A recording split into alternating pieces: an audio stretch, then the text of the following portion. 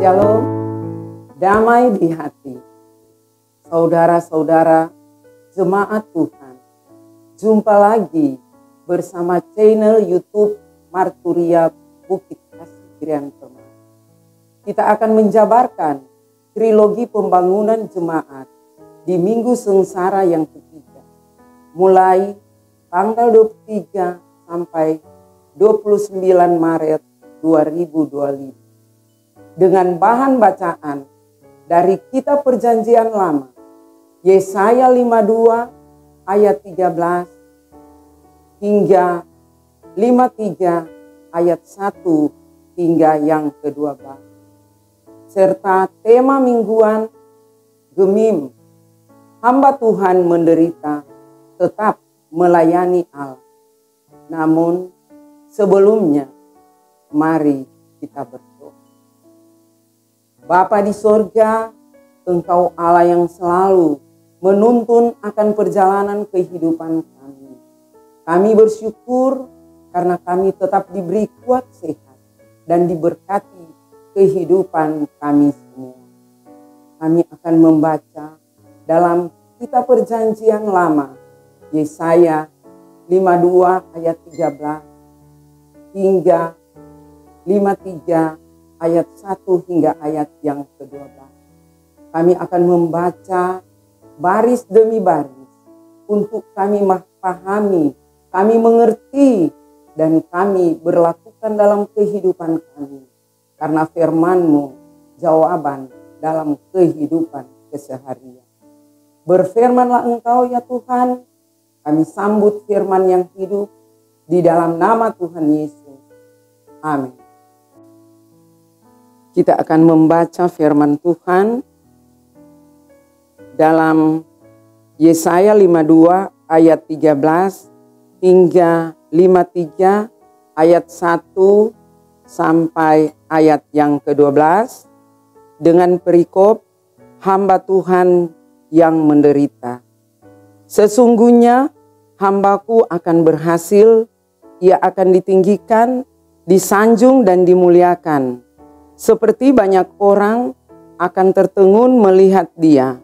Begitu buruk rupanya, bukan seperti manusia lagi. Dan tampaknya bukan seperti anak manusia lagi. Demikianlah ia akan membuat tercengang banyak bangsa.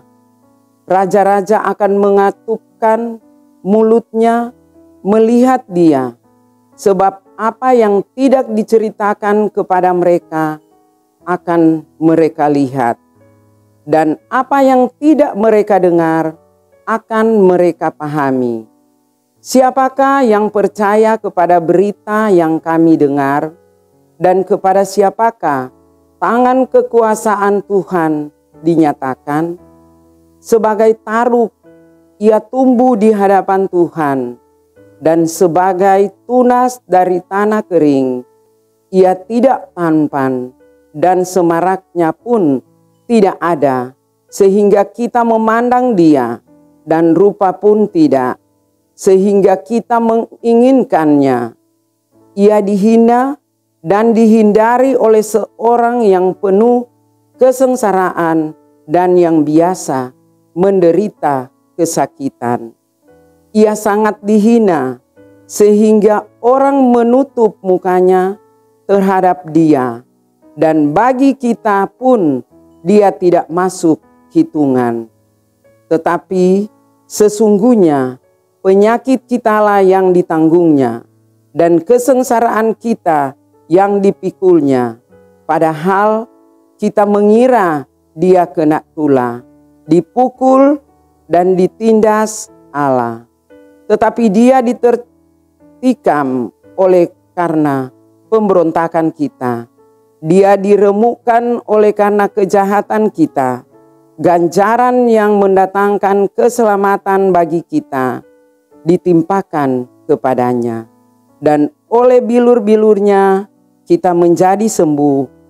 Kita sekalian sesat seperti domba.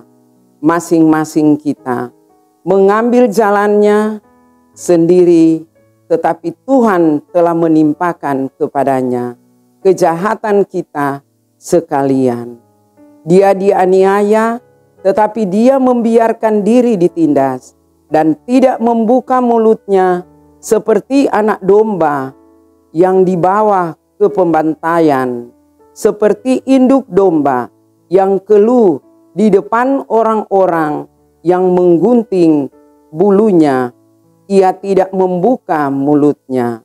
Sesudah penahanan dan penghukuman, ia terambil, dan tentang nasibnya, siapakah yang memikirkannya? Sungguh ia diputus dari negeri orang-orang hidup, dan karena pemberontakan umatku, ia kena tulah. Orang menempatkan kuburnya di antara orang-orang fasik, dan dalam matinya ia ada di antara penjahat-penjahat, sekalipun ia tidak berbuat kekerasan, dan tipu tidak ada dalam mulutnya. Tetapi Tuhan berkehendak meremukkan dia dengan kesakitan. Apabila ia menyerahkan dirinya sebagai korban penebus salah, ia akan melihat keturunannya, umurnya akan lanjut, dan kehendak Tuhan akan terlaksana olehnya. Sesudah kesusahan jiwanya, ia akan melihat terang dan menjadi puas. Dan hambaku itu sebagai orang yang benar akan membenarkan banyak orang oleh hikmatnya, dan kejahatan mereka dia pikul. Sebab itu aku akan membagikan kepadanya orang-orang besar sebagai rampasan, dan ia akan memperoleh orang-orang kuat sebagai jarahan, yaitu sebagian sebagai ganti karena ia telah menyerahkan nyawanya ke dalam maut, dan karena ia terhitung di antara pemberontak-pemberontak, sekalipun ia menanggung dosa banyak orang dan berdoa untuk pemberontak-pemberontak. Demikian pembacaan firman Tuhan. Alasan pemilihan tema. Penderitaan mempunyai arti menanggung atau merasakan sesuatu yang tidak menyenangkan atau sesuatu yang sangat tidak nyaman sehingga mengganggu aktivitas hidup menurut Kamus Besar Bahasa Indonesia. Penderitaan adalah keadaan menyedihkan yang harus ditanggung saat ini kita sedang diperhadapkan dengan bentuk-bentuk penderitaan, tidak hanya secara fisik, psikis, dan rohani, tetapi juga berkaitan dengan teknologi ekonomi. Ketidakadilan sosial dan agama sebagainya, kita juga menyaksikan bentuk-bentuk ancaman terhadap generasi muda melalui narkoba, perilaku seks bebas, penyalahgunaan gadget, belum lagi penderitaan yang diakibatkan oleh kehidupan rohani yang semakin merosot. Di samping itu, mulai bermunculan ajaran-ajaran sesat yang merohanikan ajaran mereka seperti Kristen progresif dan kebenaran.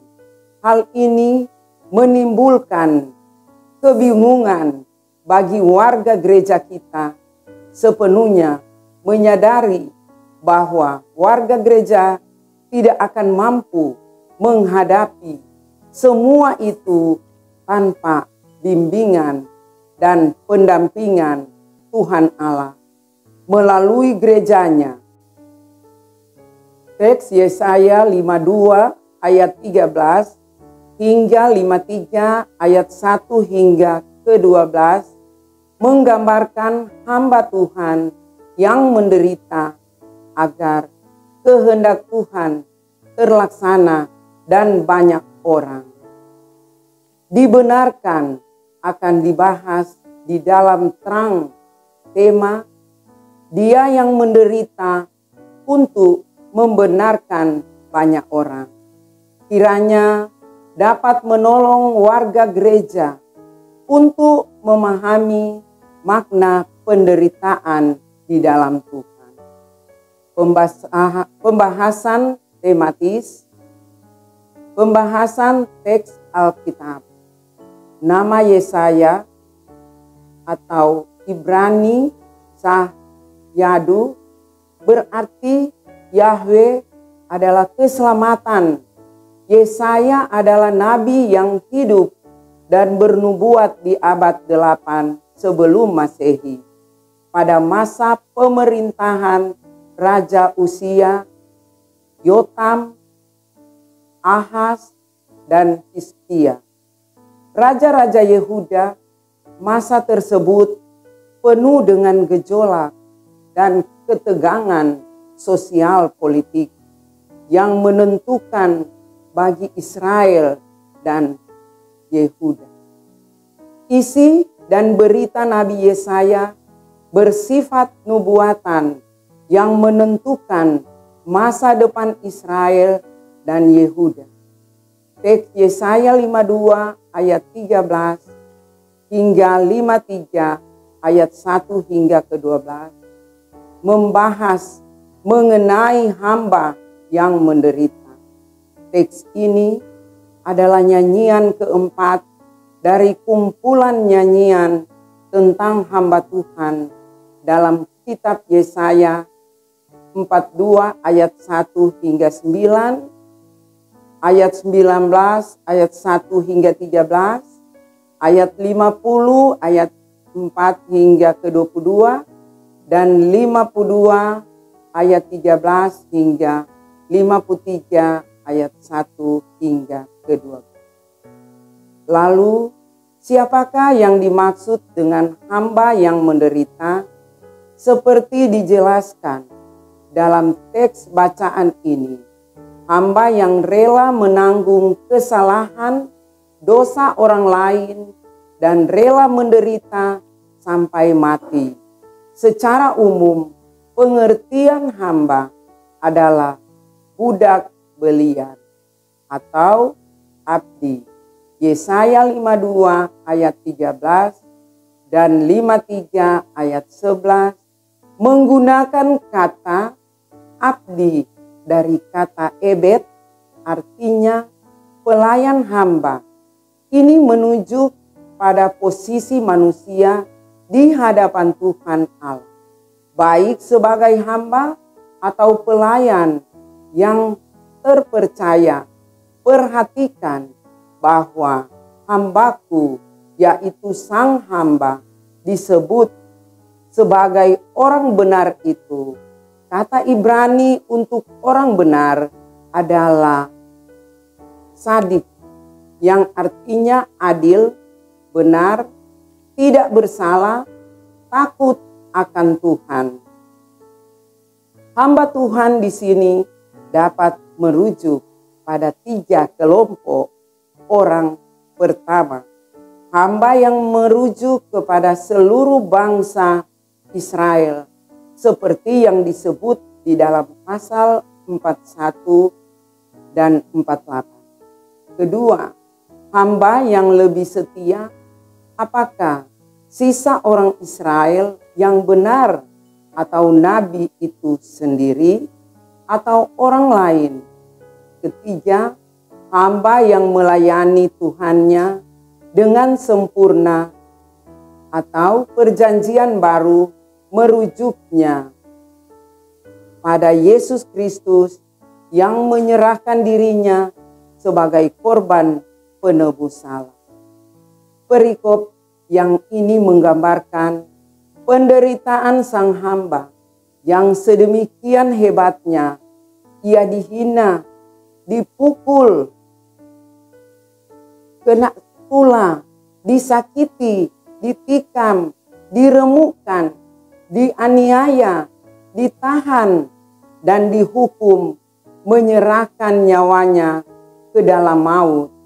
Ayat 3 sampai ayat yang kelima, ayat 7 dan 8, dan ayat yang ke-12.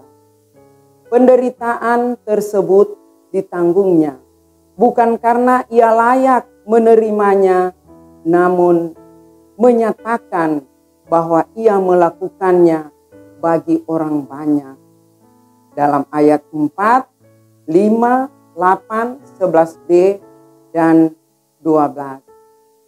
Hal menarik adalah meskipun penderitaannya sedemikian berat, tetapi dia membiarkan dirinya disakiti dan tidak membuka mulutnya seperti anak domba yang dibawa ke pembantaian.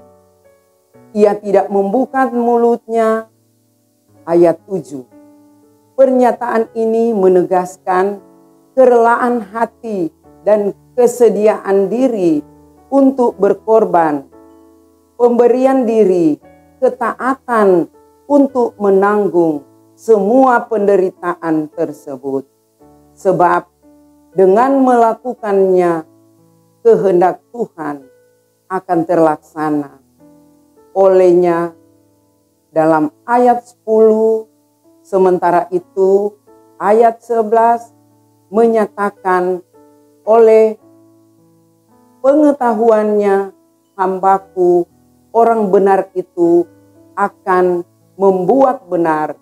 Dengan demikian dapat dikatakan bahwa sang hamba rela menanggung penderitaan tersebut karena ia tahu bahwa yang ia lakukan adalah kehendak Tuhan Allah, dan dengan melakukannya banyak orang akan dibenarkan. Sikap dan tindakan yang demikianlah yang jelas menyatakan sang hamba sebagai orang benar di hadapan Tuhan Allah. Hal penting yang dipelajari di sini adalah bahwa sang hamba yang benar di mata Tuhan tersedia menderita demi kepentingan orang banyak, dan lebih penting lagi taat dan setia untuk menyatakan kehendak Tuhan Allah, yaitu pembenaran atau keselamatan bagi semua orang. Hamba yang telah bertindak demikian menurut perikop ini akan ditinggikan, disanjung, dan dimuliakan. Berita yang disampaikan melalui teks ini adalah pengajaran sekaligus ajakan kepada umat Allah untuk tetap setia memelihara imannya di tengah penderitaan yang harus mereka alami. Mereka diajak untuk meneladani hamba Tuhan yang setia, taat, rela menderita demi melaksanakan kehendak Tuhan Allah. Bagi banyak orang, pada waktunya mereka akan ditinggikan atau dimuliakan karena telah taat dan setia dalam imannya.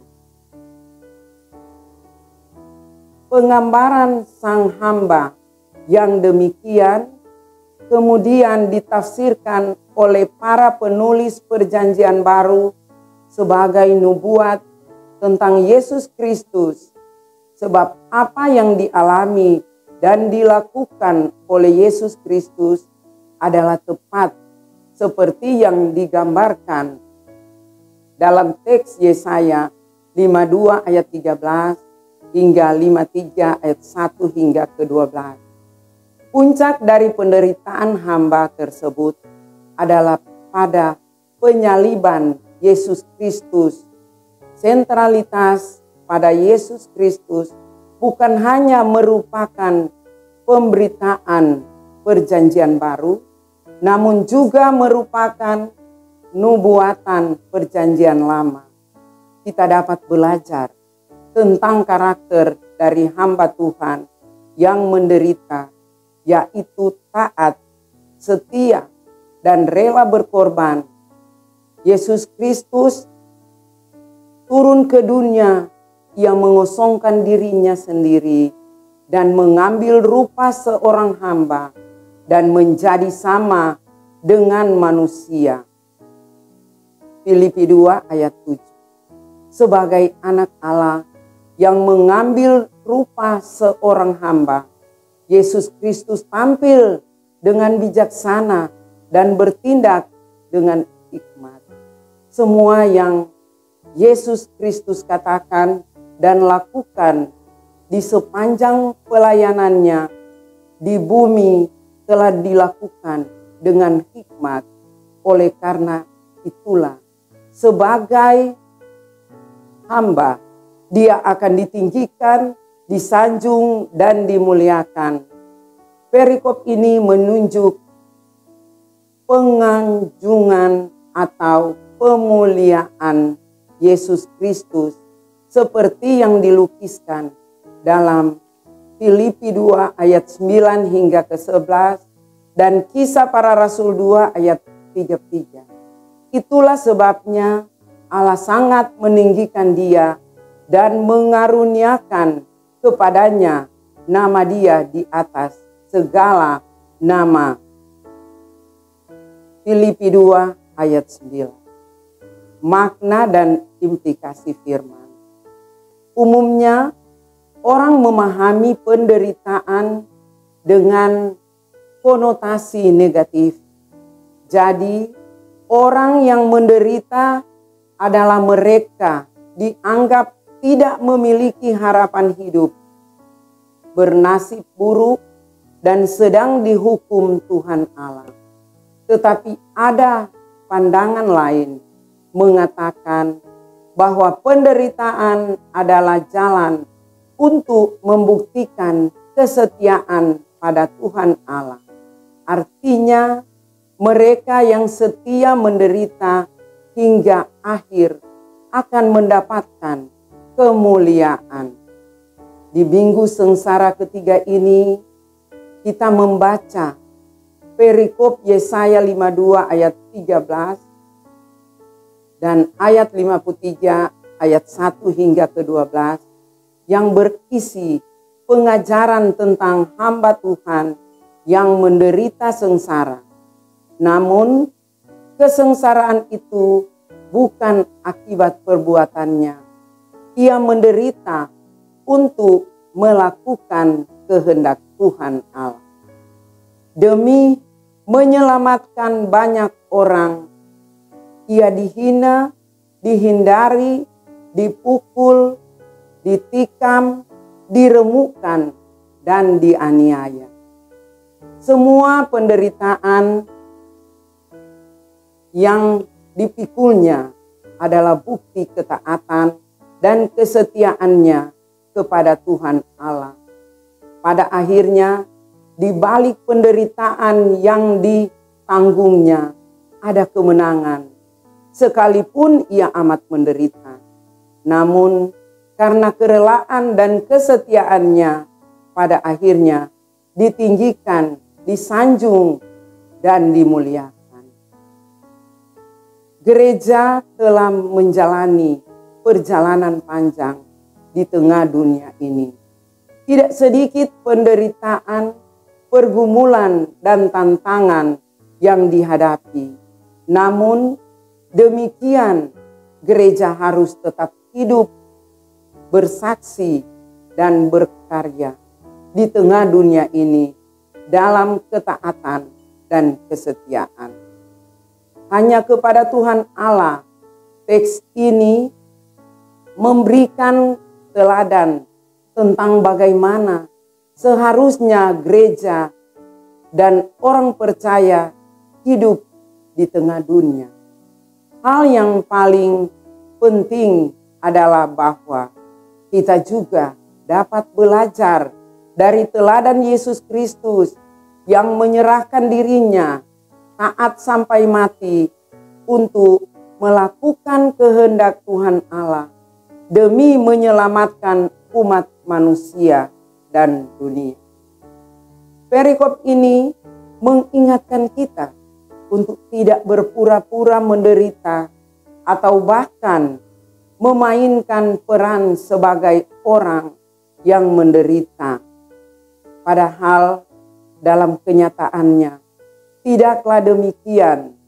Pengajaran tentang penderitaan hamba Tuhan dalam perikop ini adalah nubuat yang akan membawa pengampunan, pembenaran, penebusan, dan penyelamatan kepada manusia.